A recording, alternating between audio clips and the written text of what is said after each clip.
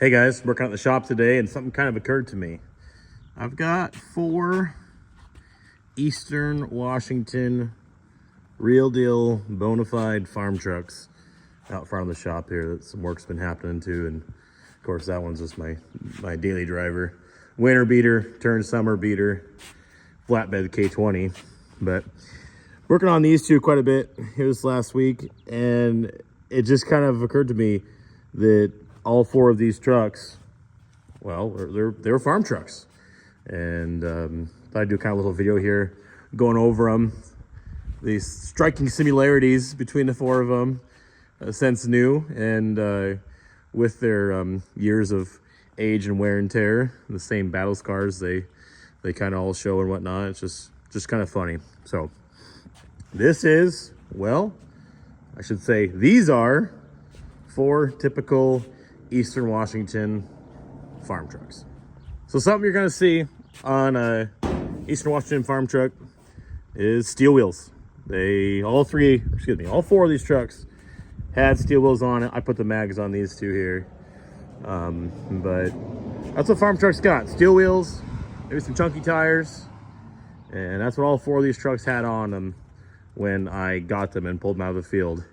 This truck, mine, was the only of these 3 that was still a functioning driving truck because it never got retired. This truck farmed up until last summer, 2023. From 81 to 2023, the first 10 years of its life, it was a guy's work truck for a contractor. And then Monty bought it and turned it into a flatbed farm truck. So that truck ranched, farmed for over 40 years and still was doing it basically up to the summer I bought it. These 2 were put out to pasture. They got some other rig, they broke down, whatever happened to them, and they were left to sit. Just resurrected these 2, made them run again, and that's what's next for this one. A 71 K10 here is up next for the same treatment. Gonna try to get it running and back on the road. So far, 2 for 2. These 2 are back to life and out running around the streets again and being trucks. So let's see if we can make it 3 for 3 with this one. All right, so the beds are going to be beat up on an Eastern Washington farm truck. These got used. They got used hard. So stake pockets. They had cattle racks put in them. They had wood racks. Whatever kind of shit they could jam in here to help them with their daily duties they're putting these trucks through. They did. And they got, jockeyed around there and they wore them out.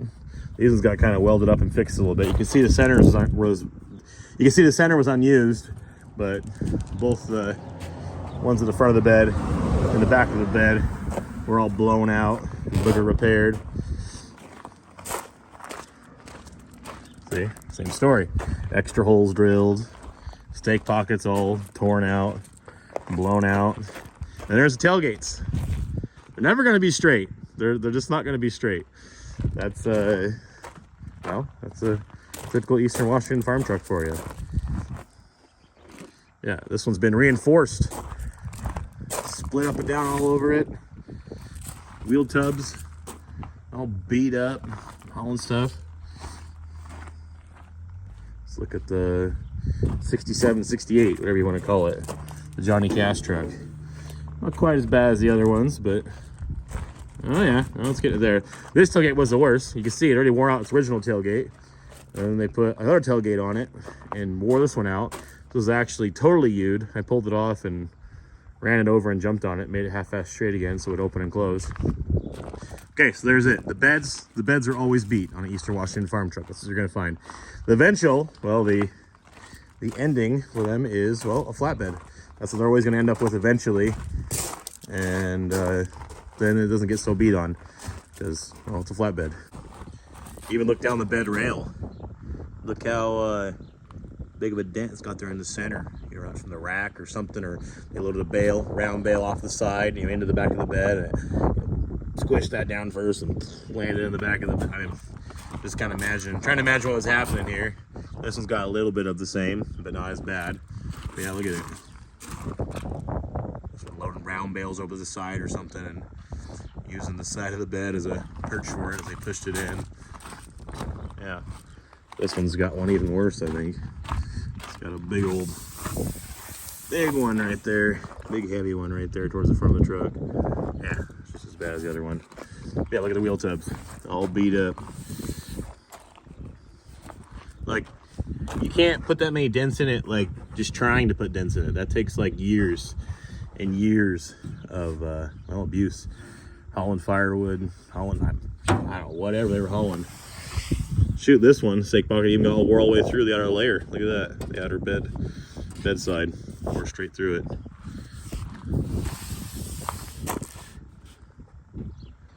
Yep, again, all kind of telling the same story. All four of these trucks are stick shift. This one's tree in a tree. That one's a 4-speed SM465, SM465, SM465. So you couldn't farm with an automatic. Farmers didn't like them. They didn't want them. They couldn't take the abuse. You know, in these year trucks, starting in 1970, in the pickups, you could get a turbo 350 in the four-wheel drives factory, and they just, well, they're good. I love a turbo 350. I love a nice, you know, automatic four-wheel drive truck, but they cannot take the abuse of a manual transmission truck. They like the 4 speeds for hauling and pulling, and just the tough durability of them. Also, the fact that they had better, well, with a 4-speed truck, you've got dual PTO options. So, all four of these trucks are 4 speeds. All four of them got beat up beds. All four of them are 4-wheel drives. And that kind of plays into the fact of the Eastern Washington Part 2, because I've always got snow here. We still do. We get lots of snow, and that's why, well, farm trucks out here, they're typically almost always a 4-wheel drive. It's what you need. It's what you need to get around out in the hills. You can see we have hilly country. They will be wearing the original paint, most likely. Well, because the paint job costs money, and a farm truck didn't need a fresh, shiny paint job. Every one of these trucks is a base model truck. This one's got body panels off of a higher trim level truck, but it was not that factory. It was not a custom. It was just a base model 68K10. It's got 67 body panels put on it. They're all base model. Look at it. Custom. They all have a cheap Charlie truck. They all are the bare bones, no frills, V8, 4-speed, maybe a cigarette lighter, maybe a radio if the guy's lucky. This one came with neither of those. No radio, no cigarette lighter. Tree in the tree. Pretty bare bones. Full foam seat. Cargo light in the back, which is kind of funny. Other than that, no options. That's what a farmer wanted in his trucks. Another thing that kind of plays true to an Eastern Washington farm truck that you can't say the same about with those two Western Washington wet farm trucks is these are fairly solid. They're decent. The blue one there actually is the rustiest of the four. But I mean, look at it. It's actually, the front clip is somewhat straight. The doors are somewhat straight, and you know, it comes down to it. It's not a super rusty, you know, rotted out truck, because it's dry out here. It's high desert. We get the snow, and we get the terrain. We've got the elements, but we don't salt the roads. We don't do that. We don't do that around here, and so never did back in the day either. So trucks don't get eaten from the ground up. Honestly, if the farmers did a better job of cleaning them out and whatnot, they wouldn't be even half as rusty as they are. It's got some rust in the floor pan, that side over there, but they're not just completely rotted. You can see they're all from a dry, you know, desert. Fix this door. Always something to fix. They all are from a deserty, you know, hot environment. The interiors, you know, are sun-baked and brittle. You see here too. I mean, it's got rust. You know, it's got rust in here. Start picking away at it. It's eating away, but that's from the dirt being trapped in there. No one ever cleaning it out. Look at the floorboard. You know, look at above the, you know, roof, the visors, whatnot, and all this. Might have a little bit of surface rust in here and whatnot, but it's solid. The roof is solid. Look at the cab supports. It's like they're actually decently solid. Full of mud and crud. I'm trying to make them rust out, but they're not gone yet. I mean, these are dry, high desert. They're not rust free, but they're a lot more solid than something you'd find out in the Midwest or the East Coast, or, you know, somewhere out there. I'm not talking these up. They're all still hunks of junk, but they're cool. Just kind of cool because the trucks from around here in the area, they're farm trucks. Most of them are old 4-wheel drive K trucks with the front axle, and they got worked hard out in the fields all their lives. You go back to Kansas, you know, or maybe Missouri or something like that, farm trucks out there were a C20 or a C10. Those are cool too, don't get me wrong. But K is better than C, always. And this is what a Washington farm truck looks like. I just found it kind of funny. Usually I've got, you know, a mix of things going on here at the shop. Maybe a clean Grandpa Fresh C20. I'm, you know, buffing out and just changing the fluids and prettying up, or maybe it's a rusty blazer I'm trying to get going again or fix the rust on. But lately it's been these four that all kind of share the same tale and tell the same story. So it's just kind of funny to have four of a kind. Just kind of want to do a quick little video on it while they're all sitting here in front of the shop. I did get the 67 going and running down the road a lot better since the last video. The 292.6 cleaned up pretty good. Let's see.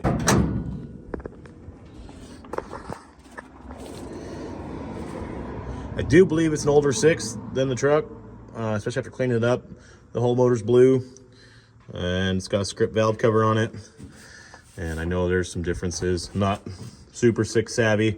I've only had a couple runners of these trucks that were factory 6 trucks. Most all the ones I've had have been V8 trucks. But I do know there's something going on with the earlier heads, the temp sender and whatnot. So I think that's why, you know, the later heads will have a provision for the temp sender to actually be in the head, while the earlier ones will have it on the, you know, out here on the housing. So I think that's why they kind of rigged up this. It's got some parts off of the newer motor. It's 292, and they got parts off the original 292 that was in it, the orange bits, and this, and the intake manifold.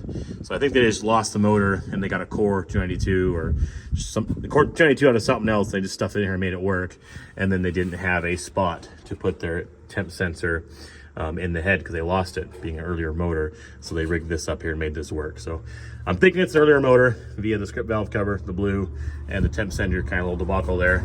But regardless, I got running better, and yeah, started up. Let's see.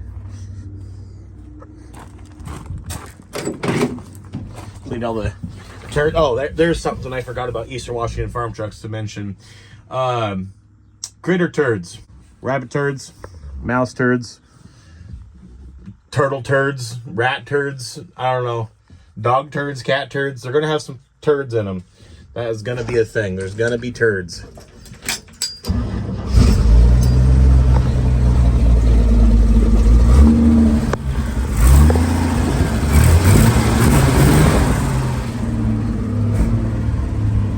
No, it runs good. Runs a lot better than it did. Goes on the road all right. The steering box is extra sloppy. Might have to find a better box, put a better box on it, but they are unique to manual steering. That's not power steering. That is the play in the steering. They're unique to 67 and 68 trucks. I think I've got one out at my dad's house on a parts truck out there that's still on it. But yeah, I'm trying to put a box on it, get a few other things tightened up. And yeah, this one's really ready for the Grand Prix. Got all the doors opening and closing just right. And that noise there, if you guys heard it, that is the oil pan. It has a big old dent in the bottom that they beat out. They took the oil pan off, they beat the dent out, but it still kind of has a little bit of, well, a dent property to it, so it kind of oil cans, the oil pan does. Couldn't figure it out for the longest time. I finally got to change the oil and found out that's where the noise is coming from. It's got a little bit of a pop it likes to do. That just adds more character. But I ended up having to change the intake gaskets, and the exhaust gasket. It was leaking really bad, and that was one of the reasons why I couldn't get to run right that first day, trying to get it going. It needed to tune up really bad. The spark plug wires were all dry and whatnot. But yeah, runs good now. Goes on the road and lives again. Changed all the fluids, fixed the section of the exhaust so it's attached again and not totally falling off. Got bled the brakes. The brakes are good. It stops nice and decent enough. And yeah. It's well, it's a runner driver again. All right, so if you find an Eastern Washington farm truck out there in the field, it's probably gonna be like one of these four here. So I'll go over it again, these four examples. It's probably gonna be a 4-wheel drive. It's gonna have some steel wheels on it. The bed is gonna be beat up, rusty, falling apart. The tailgate's gonna be written off. Probably maybe even a different color off of another truck and beat up and, you know, ruined yet once again. Likely going to be original paint because paint jobs cost money. And these trucks, well, that one got painted. I don't know why, but it's going to be a stick shift. It's going to be, well, base model, most likely. No frills, no other options. And it's going to be full of turds. I can't forget that part. Almost forgot it again. But yeah, if you find an Eastern Washington farm truck, it's probably going to look like one of these four out here. Oh, I almost forgot. Another common sight you might see is multiple mirror holes in the doors. They could get more visibility. They ordered them as a plain Jane truck, and in 67, 68, that actually didn't come with the passenger side mirror, which was a driver side mirror standard. And so they, of course, didn't get one factory. Well, they'd add one on to it later, or a different one, or a bigger one, or that one. And then, by 71, 72, when trucks came standard with the sport mirrors, they look great, but you can't see anything out of them. And so people get rid of them, and they'd put on some, bigger mirrors kind of like this, or these were actually off that brown K10, and that's what they did. Couldn't see anything out of the sport mirrors. They put whatever kind of mirrors they could on there, to see a little bit better. And yeah, another common sight, to sum it up, on a Washington farm truck, there's gonna be some a multitude of mirror holes from all the different backwards visibility changes it had through the years. All right, guys, I had to put a little video together of these trucks because it was just kind of funny. They're cut from the same cloth. It was just funny that they all were here at the same time and kind of telling all the same stories, as they probably lived, well, pretty much the same life. All right, more 67, 72 content soon.